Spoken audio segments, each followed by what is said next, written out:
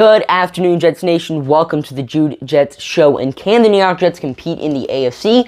Find out in today's video.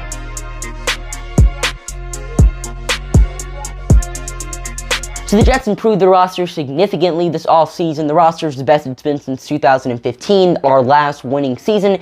But the rest of the AFC just got better as well. So let's go over a quick rundown of the AFC.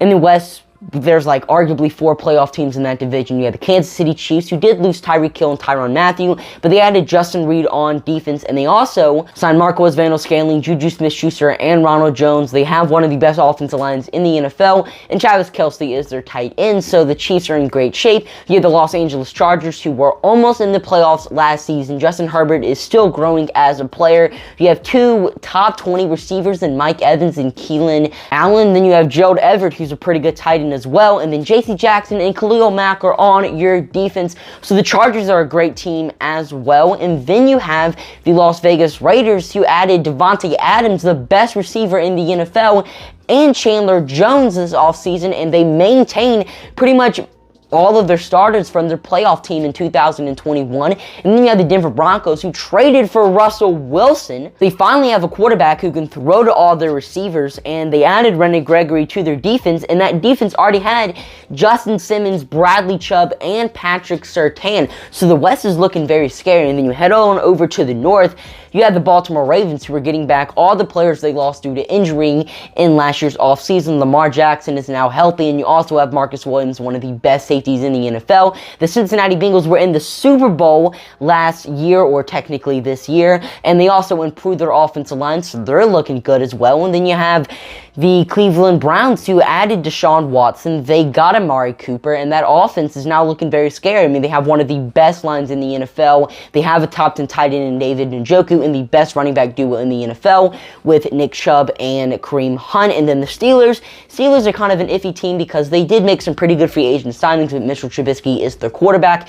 If we see the improved Mitchell Trubisky that everyone's projecting him to be, then I feel like Pittsburgh can do some damage. But if we see the Chicago Mitch Trubisky, then I don't really know how great Pittsburgh is going to be. And then you head on down to the South, where you have the Tennessee Titans, who were the #1 seed in last year's AFC playoff picture, and they were maintaining most of their starters, and they added Robert Woods, so they're looking pretty good. You have the Indianapolis Colts, who always manage to have a good team, and Matt Ryan is their new quarterback, so they're probably going to do something as well. The Jaguars spent a ton of money in free agency, and I guess we're going to have to see if it pays out. And then we have the Houston Texans, who are still rebuilding. And then going over to the Jets division, the AFC East, we have the Buffalo Bills, who added Von Miller, O.J. Howard, and Roger Stafford this offseason, maintained most of their starters, so they're gonna be really good. They have the Miami Dolphins, who added the best free agent available in Teron Armstead, one of the best receivers in the NFL in Tyreek Hill.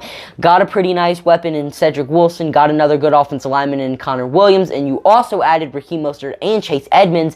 But it's the same thing about Pittsburgh. If Tua is a good player in 2022, then Miami can probably do something, but if he's the same old Tua he's been for the past 2 seasons, I don't know how great Miami is truly going to be, because yeah, they have all these weapons for Tua, but if you can't throw to them, then what's the point? And the New England Patriots got worse this offseason, probably the only team in the AFC who did get worse. I mean, they lost J.C. Jackson, the free agent they wanted, Leonard Fournette, decided to return to Tampa Bay. They lost their all-pro punt returner, I want to say, so New England's not looking too good. So I just talked about every single team in the AFC, and a lot of them are sounding pretty scary. So how did the New York Jets become one of those scary teams? First off, the players we take with our first 5 picks need to be good. I mean, we have some holes left on our roster after free agency. I mean, we need a wide receiver #1, we need another edge, safety, linebacker, and a run stuffer.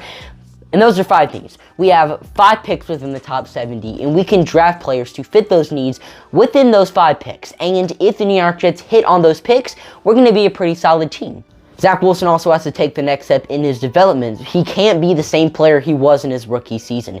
We need Zach Wilson to build off of that finish he had in 2021. And if he can build off of that finish, the New York Jets are going to be a scary team, because if he can build off that finish, if we can hit on our draft picks, the New York Jets are going to be in competition for the playoffs. I mean, with the roster we have right now, I feel like we can definitely win 6 games. So if the New York Jets can just improve in the draft, Zach Wilson can take that fit next step. I feel like the New York Jets can definitely compete in the AFC. Well, that's all I got for you guys today. If you enjoyed, let me know by hitting the subscribe and like button. Check me out on Instagram, Twitter, and TikTok at @Jets for more content. You can also check me out on Let's Talk Sports, writing some Jets articles for them and appearing on some of their podcasts. So if you're interested in that, you can check them out down below. Go St. Peter's, and I'm your host, Juliet, signing off for now. See you guys later. Peace.